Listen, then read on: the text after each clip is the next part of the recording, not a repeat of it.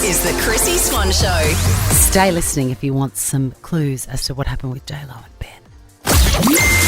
Chrissy's Clickbait. I've hooked you in, but I don't have them. J-Lo has sat down and talked with Interview Magazine. In fact, she spoke to that gorgeous comedian who we all love, Nikki Glazer, yeah. We all fell in love with her on the Tom Brady roast. And she's been tapped to do something amazing, like host the Oscars or the Emmys or the something. Oh, it's escaped me what it is. She's hosting one of the big ones, Golden Globe something. Anyway, she has been tasked with the job of getting it out of J-Lo about what happened with Ben Affleck. I wonder if they're mates, Nikki and J-Lo. Because J-Lo doesn't seem like the kind of gal that Nikki would get around.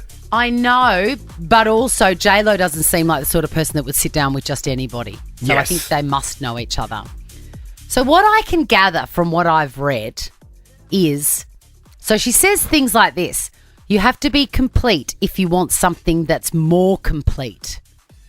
And I've read between the lines there, and what she's saying is that Ben Affleck has a lot of work to do on himself. Yeah. And that he's not... But like J-Lo, you've been there. How did you not know that? That is interesting that you said, because she said that she, had to do it 2 or 3 times to get the answers. She said, it almost broke me. It almost took me out for good. But now I'm on the other side of it. I think to myself, this is exactly what I needed. Thank you, God. I'm sorry it took me so long. I'm sorry you had to do this to me so many times. I should have learned it 2 or 3 times ago. I get it. You had to hit me real hard over the head with a sledgehammer. She drops the F-bombs. She's cool, Mum. She's a cool mom. I'm a cool mom. You dropped the house on me. I don't have to do it again. And I think she said something interesting as well, is that she's like, there are 2 types of people. There's you and me, and then there are those that really love being in relationships and want to grow old with someone, and that kind of fuels their whole purpose of life. They're always looking for somebody, right, if they don't have that person. And she said that she is a person like that, and she just always thought that you had to have somebody to be complete, but she's sort of learning that you don't. That's good that she's finally got there. Yeah, and she's not looking for another partner, and she's not interested, and she's just hanging with her kids. And I think that is a really good thing, and I hope Ben Affleck's going to do the same. Oh, mate, he'll be right. As long as he's got ciggies and donuts, that man is happy. And his ex, Jennifer Garner, who's just the best. Yeah, she's at In-N-Out grabbing him his burger. Totally. Now, what was I talking about next? Taylor Swift and Travis Kelce. Things are going well there. They are not engaged, despite what a colleague of his has said. Right. But she is teaching him little by little. She is spreading his wings for him. She's showing him wider horizons, particularly culinary-wise. Right. And he has said, because I've been a bit off Travis. I've been a bit off him. You have. But now I'm back on him because he used the word pooey. Have a listen. Jambalaya, there's something about just like water and rice. I don't think. It's like a soupy rice? Soupy rice. It's like pooey. Pooey? Yeah. You talking about in color? Yeah. I'm starting to open up to... I know. To the my girl Indian Tay's cuisine. Getting you opened up. She is. He says it with a straight face too, like it's a proper adjective. I just think it's really pooey. Funny. It's like pooey. It's very like... It just speaks to exactly who I think he is, that he wouldn't like to try certain foods because of how they look or smell or taste. Like, that's Trav. But like his brother there said, good on Taylor for trying to expand his horizons. Yes. Also, that podcast he does with his brother is clearly going well, because I've noticed in that clip they've got a studio upgrade and they're now sponsored by Coca-Cola. I mean, of course they are. It pays to date Taylor Swift. Speaking of Coca-Cola, we're going to talk Dua Lipa's Diet Coke. Yeah. Thing next. I can't wait. The Chrissy Swan Show. The Chrissy Swan Show. First, Chrissy's Clickbait. Is it just me, or are the Met Gala themes getting kookier and kookier? They're always so confusing. You have to Google the meaning of the theme. Yes. To understand what the hell it is. Of course, we're speaking of that event where everybody turns up. It's like a real, proper fashion event, and people tune in just to see what people are wearing. To see what they walk up those steps in. More so than the Oscars or anything else these days, I think so. Anyway. I agree. So the new theme has been revealed, and it is Superfine, tailoring black style. Right. Which sounds sort of straightforward until you read the inspiration.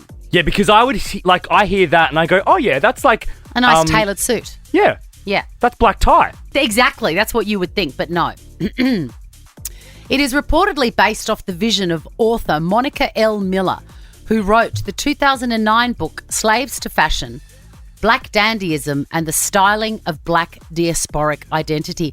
I suddenly feel like I'm in year 12 and I'm doing a cat. Right? You know?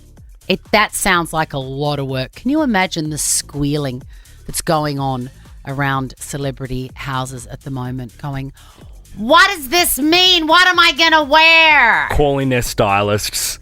What does it mean? I mean, we spoke a couple of weeks ago about theme parties and you don't like a theme dress. No. How would you go with that? The Met Gala themes I don't mind though, because you're not going in a costume as such. You're just dressing to a certain style or like vibe. That's very hard. They're also quite loose. Like this year's was Sleeping Beauty's Reawakening Fashion. So it almost felt like a bit of like Disney Princess in the Garden vibe. Yeah, there was a lot of that, wasn't there? Whereas with this, I feel like it will be a lot of like beautiful suiting and God, it sounds very, very hard anyway. I can't wait to see what all those stylists pull off. And they have co-chairs every year. And this one is an interesting trio. Lewis Hamilton, Yep. A$AP Rocky, and Pharrell Williams are going to be the muses, I guess, the guardians. Extremely stylish men. And of those course, three. Anna Wintour from Vogue, as per usual. Can't wait for it. It's not until May next year, so they've got some time to start thinking. They'll need it. They'll need it. And I reckon there's going to be a lot of faux pas there. Yeah. It's a dangerous It is. area. It is. It could be troubling for some. Correct. Now, let's move on to this article. The headline grabbed me. Groom is slammed as pathetic for working on laptop in the middle of his wedding. There is a photograph here of a man at the wedding table, at the bridal table. People are dancing behind him. I mean, it looks like the world's most depressing wedding. It looks like it's taken on like level 5 of an office building. Yeah, it looks like a conference centre. So bad. And he has his laptop open, and that is the groom. Who is it, Elon Musk? No, but he is similar. So he's a tech mogul. His name's Casey Mackerel, and he has a software company called Thoughtly, and a huge client came on board and needed to be launched within 2 weeks. Happened to be the same 2 weeks that he was getting married. But my God. I feel like he's trying to prove a point there, because a nerdburger like that wouldn't have wanted a wedding. He would have said, I'm too busy working to his future wife. So I feel like he's done that just to be like, see, I told you I'm important. Then I say, just don't have it. That is so hurtful. Yeah. That is so hurtful. But- and was it Maya Angelou or Oprah that says when somebody shows you who they are, believe them the first time? That means that when she's having her babies, the laptop's going to be there. When she wants to talk to him about something important, he's going to be on the laptop. That is him. That's who she's marrying. By the time the kids are in high school, he'll be in space on some mission with Elon. Absolutely he will. That's us done for today. Now check this out. The Chrissy Swan Show is a Nova podcast. For more great comedy shows like this, head to novapodcast.com.au.